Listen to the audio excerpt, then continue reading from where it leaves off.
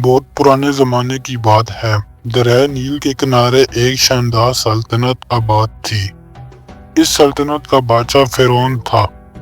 وہ ایک ایسا شخص تھا جس کے پاس دولت بھی تھی، فوج بھی، شان و شوکت بھی، لیکن غرور اور تکبر نے اس کے دل کو اتنا سخت کر دیا کہ وہ اپنے آپ کو خدا کہلوانے لگا۔ وہ کہتا تھا، میں ہی رب ہوں، میرے سوا کوئی معبود نہیں۔ یہ اعلان صرف ایک گمراہ بادشاہ کا نہیں بلکہ انسانوں پر ظلم کرنے والے شخص کا تھا۔ وہ بنی اسرائیل کے کمزور لوگوں کو غلام بنائے رکھتا، ان سے ذلت آمیز کام لیتا اور ان کے بچوں کو قتل کر دیتا تھا۔ خاص طور پر وہ ہر لڑکے کو مار ڈالتا اور لڑکیوں کو زندہ چھوڑ دیتا تاکہ اپنی طاقت قائم رکھ سکے۔ ایسے وقت میں اللہ تعالیٰ نے حضرت موسیٰ علیہ السلام کو نبی بنا کر بھیجا۔ بچپن ہی میں اللہ نے موسیٰ کو اپنی حفاظت میں لیا۔ ذرا سوچئے، جس فرعون نے حکم دیا تھا کہ ہر لڑکا قتل کر دیا جائے، اس کے محل میں موسیٰ پلے بڑھے۔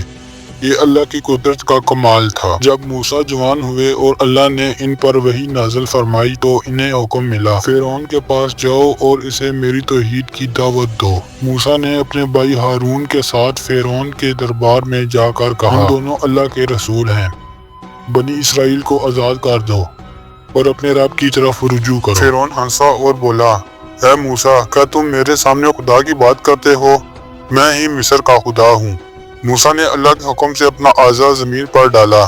وہ فوراً ایک زندہ اژدہا بن گیا۔ پھر اپنا ہاتھ نکالا اور وہ چمکتا ہوا نور بن گیا۔ فرعون نے اس کو جادو کہا اور اپنے جادوگروں کو بلایا۔ مصر کے سب سے بڑے جادوگر جمع ہوئے۔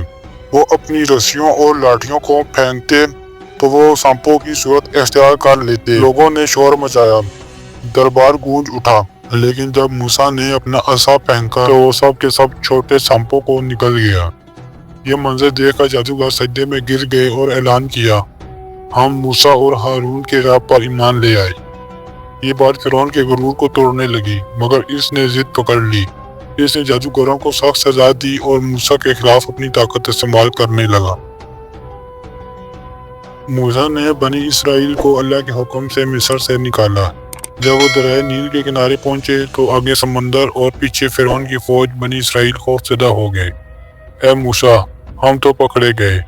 موسیٰ نے پر یقین لہجے میں کہا، ہرگز نہیں، میرا رب میرے ساتھ ہے، وہ مجھے راستہ دکھائے گا۔ اللہ کے حکم سے موسیٰ نے اپنا عصا سمندر پر مارا، پانی پھٹ گیا اور درمیان میں خشک راستہ بن گیا۔ بنی اسرائیل اس راستے سے گزر گئے۔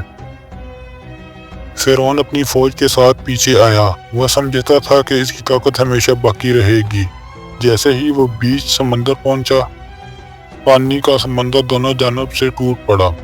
اس وقت فرعون نے ڈوبتے ہوئے کہا، میں ایمان لاتا ہوں کہ بنی اسرائیل کے رب کے سوا کوئی خدا نہیں۔